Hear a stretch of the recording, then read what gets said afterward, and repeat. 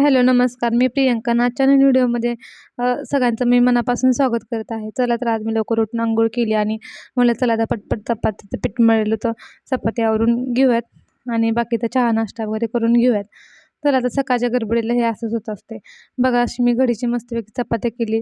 मस्त असे 3 लेयर पडतात चपाती भाजल्यानंतरनं. तुम्ही कशी करता मला कमेंट करून नक्की सांगा. त्यानंतरनं असे कारण ही डब्यातला जरी नेली चपाती तरी कडक होत नाही, अशी एकदम मऊ राहते.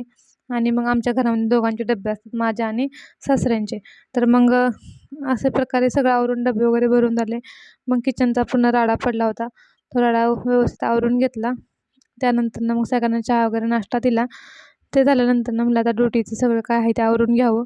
टिफिन वगैरे भरून घ्यावेत आणि सगळं झाल्यानंतरनं माझं पण आवरून घेतलं आणि त्यानंतरनं मग देवपूजा वगैरे करून घेतली. असं आमचं छोटंसं देवघर आहे. देवपूजा वगैरे झाली आणि त्यानंतर मग आवरून मी निघाले ड्युटीला.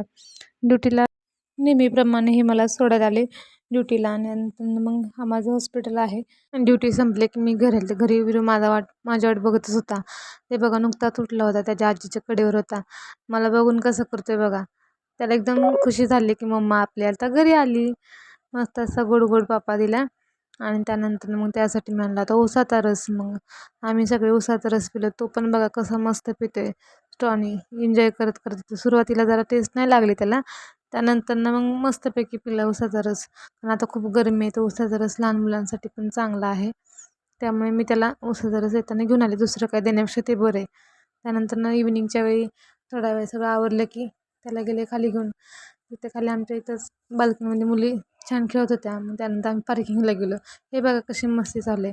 लहान मुलांना थोडं बाहेर हवेशीर खेळायला नेलं तर त्यांची ग्रोथ आणि डेव्हलपमेंट खूप चांगल्या प्रकारे होते. कारण एकदम बंद बंद रूममध्ये पण त्यांना आवडत नाही.